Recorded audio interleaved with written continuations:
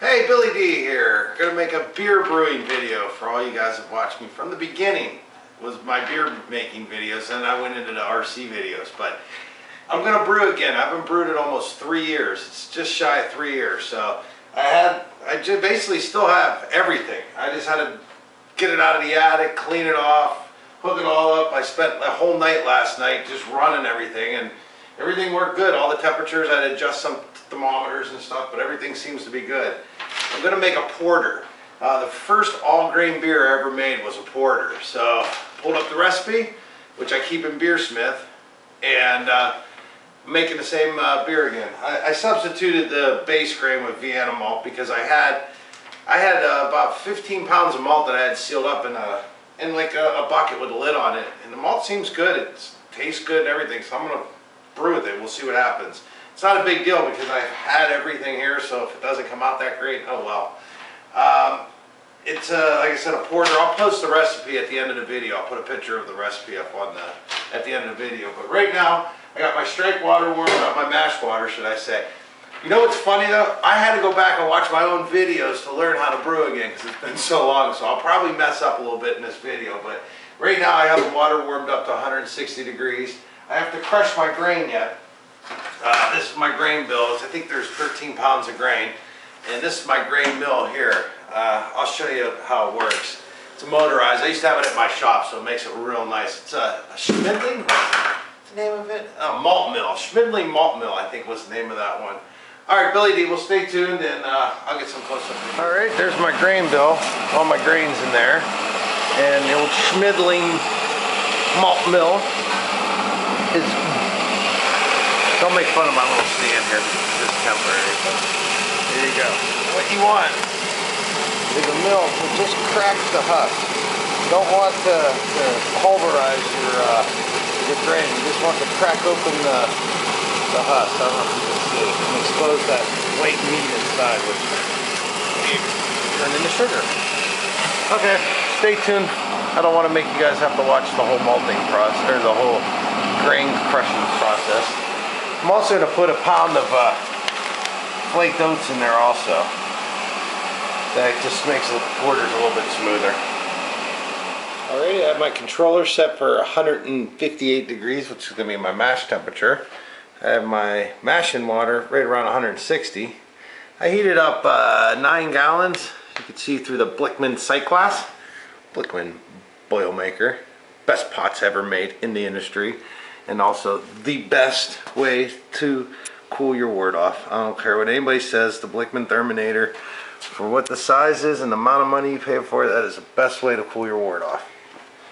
Anyways, getting back to this. So I have my PID controller set at 158. If you guys have never seen my videos, inside this copper tube right here, I have a heating element out of a hot water tank. It's a 220 volt heating element running on 110 volts.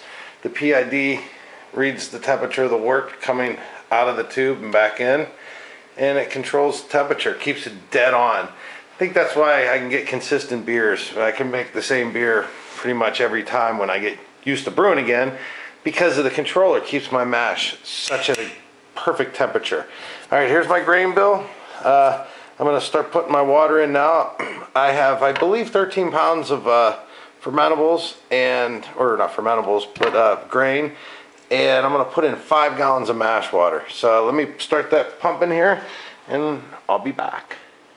Oh, the smell. That's one thing I forgot about, is how good it smells. So I'm mashing in now. As you can see, it's running here. I have it running. You don't want to run it too fast. You want to, I don't know, you got to find that sweet spot on your own. I'm not even going to explain how I did it. So I'm mashed in at 158. The temperature's 153 right now, and it'll raise it up. It'll ramp it up. It'll only take about 10 minutes, and it'll be right 158. So that says 140, but that's just because the mash needs mixed up.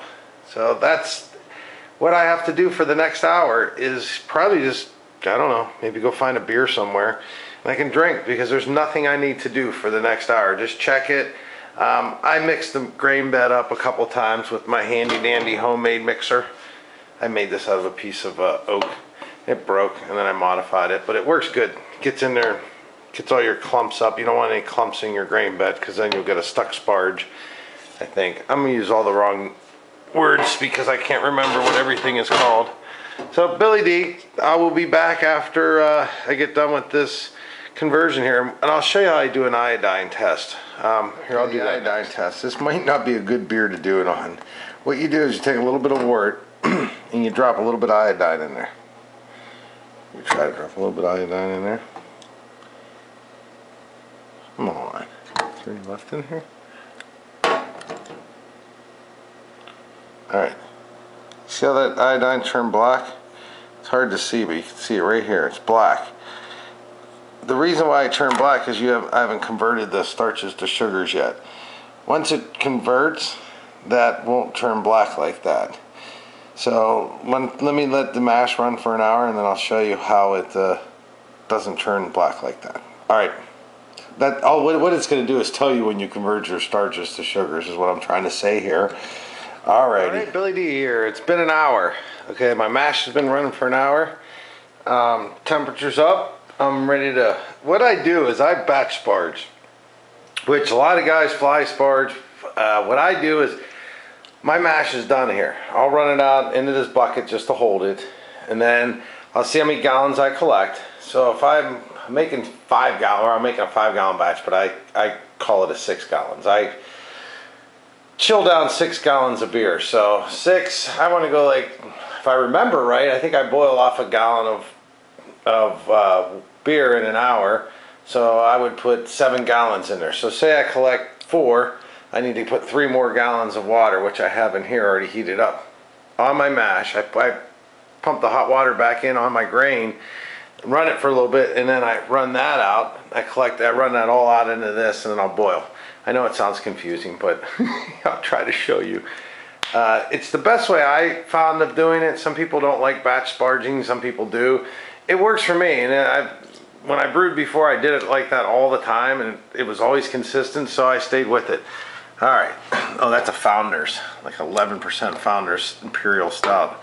I just opened it. Alright, let's try this iodine thing again. This iodine isn't coming off of this Aber thing. Oh, now it's all over my hands. Well, the thing is, I know it's converted, but what it does is iodine bonds to the starches before it converts, so you'll get the black spot. But once you convert it to sugar, you won't get the big black spot in the wort. All right, never mind about the checking this with iodine, which is now all over my fingers. Iodine stains. Oh well. Okay, stay tuned. I'm gonna start the... What the heck am I going to start doing? Oh yeah, I want to start the sparging process. See, once again, it's been a long time. I don't remember how to do all this yet. Now I'm trying to make an instructional video drinking and trying to tell you guys how to do this, which I don't remember, but we'll see how it comes out. All right, we're at the boil stage now.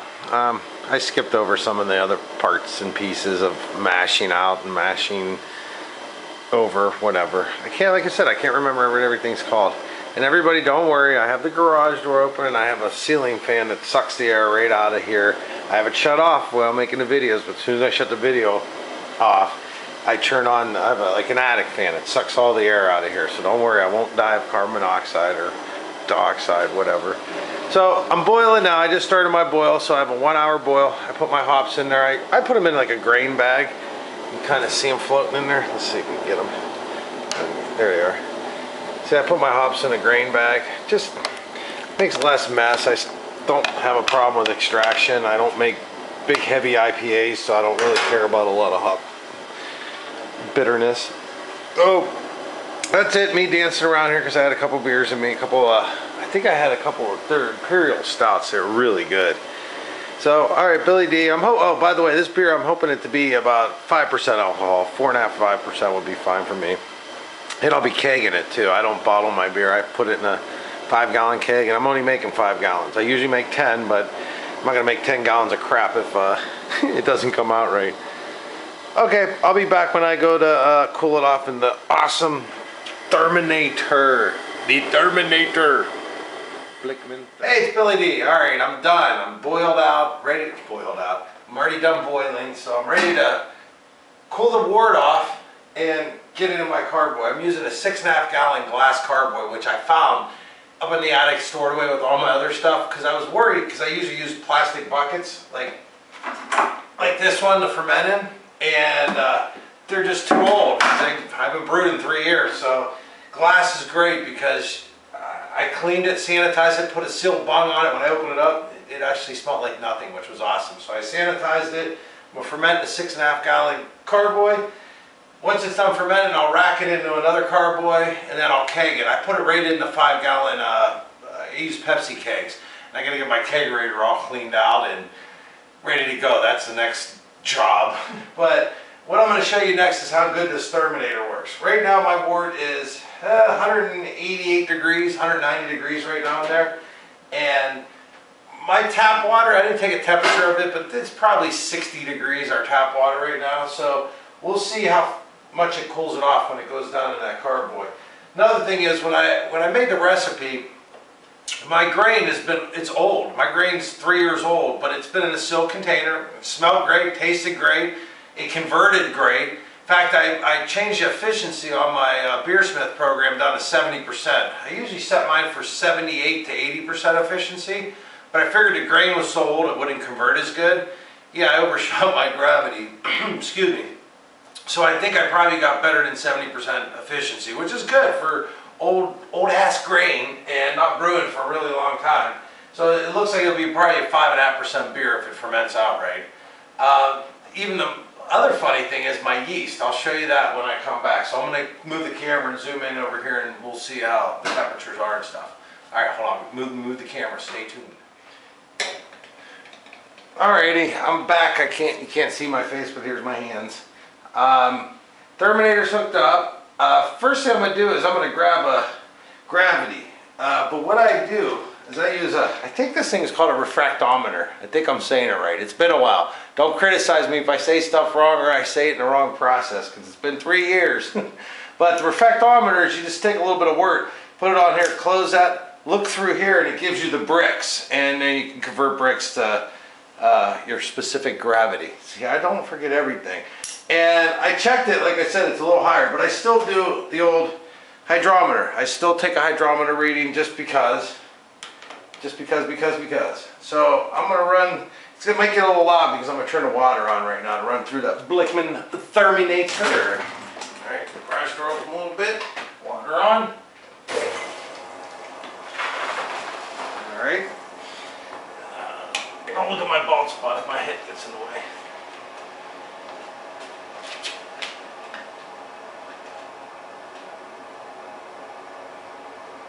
Dun, dun, dun, dun.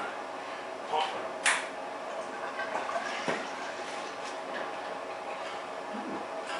Almost overfilled it. Alrighty, my sample.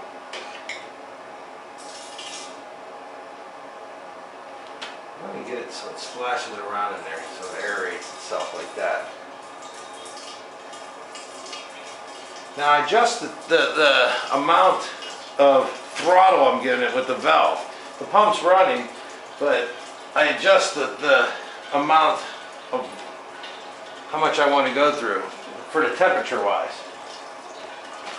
Get my thermometer. And everything sanitize. Just remember that. Alright, let's see what we're coming out at.